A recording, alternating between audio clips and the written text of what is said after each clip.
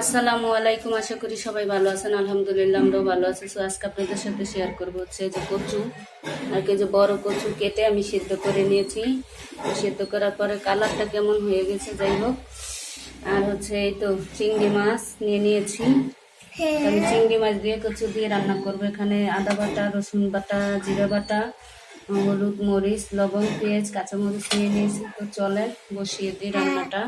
আর আমার ভিডিওটা ভালো লাগলে আমার চ্যানেলটা সাবস্ক্রাইব করে আমার পাশে থেকে যাবেন। আর অবশ্যই লাইক দিয়ে ফুল ভিডিওটা দেখবেন। এটা আগে থেকে তেল দিয়ে রেখেছি, আমি মাছটা ভাজবো না, কারণ আমার মাছটা ভাজতে হবে না। আমি একেবারে চিংড়ি মাছগুলো এখন ছোটো বড় সবগুলারই আমি চামড়া উঠিয়ে ফেলেছি, কারণ চামড়া সহকারে চিংড়ি মাছ আমি রাখি না, আসলে যতদূর পারি উঠানো যায় উঠিয়ে ফেলি। তো সব চামড়াগুলো উঠিয়ে নিয়েছি, এই কারণে মাছটা কষা রান্না করবো।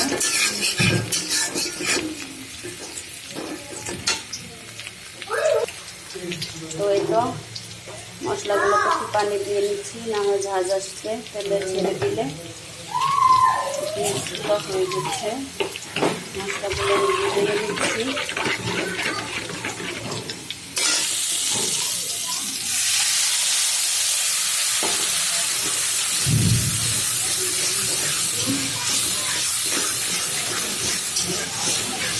কষানো হতে থাক মশলাটা। তো দেখেন মশলাটা থেকে তেল ছেড়ে দিয়েছে, চিংড়ি মাছগুলো দিয়ে দিচ্ছি। এর মধ্যে কষানো হোক মাছগুলো।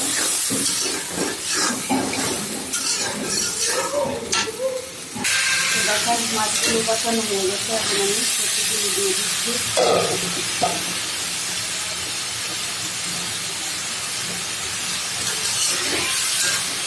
সেগুলো দিয়ে ভালো করে কষিয়ে নেড়ে করে রান্নিয়ে দেখেন। অনেক কচুটা প্রায় সিদ্ধ করে নিয়েছিলাম আমি ভালো করে। না হয় পরবর্তীতে ভালোভাবে সিদ্ধ না করলে সিদ্ধটা আসলে হতে চায় না। এইভাবে আমি কষিয়ে নেব, কারণ তখন তো ঝোল ছিল না। কষানোর জন্য আমি একটুখানি তেল দিয়ে দিলাম। এই তো এই ঝোলটাই কষানো হবে।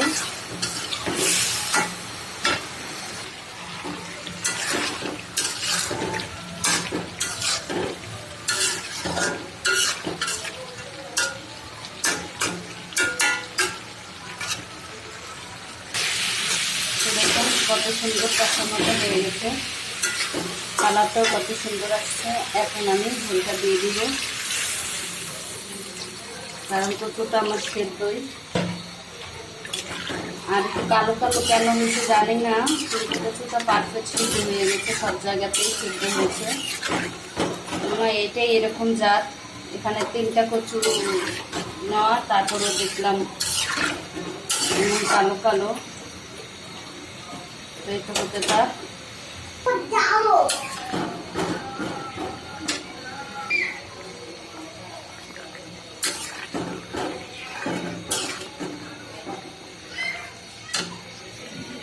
তো দেখো কতটা সুন্দর হয়েছে রান্নাটা। আমার রান্নাটা হয়ে গেছে।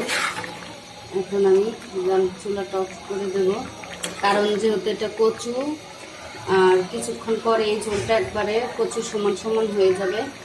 কচু, আলু, তরকারি এগুলো একটু ঝোল রাখতে হয়। যদি ঝোল নাও রাখতে চান একটু রাখতে হবে, তারপরে দেখবেন শুকনো শুকনো হয়ে যাবে। তো অনেকটাই টেনে যাবে এই ঝোলটা, যার জন্য আমি চুলাটা অফ করে দিলাম। রান্নাটা হয়ে গেছে। আমার ভিডিওটা ভালো লাগলে আমার চ্যানেলটা সাবস্ক্রাইব করে আমার পাশে থেকে যাবেন। আল্লাহ হাফেজ।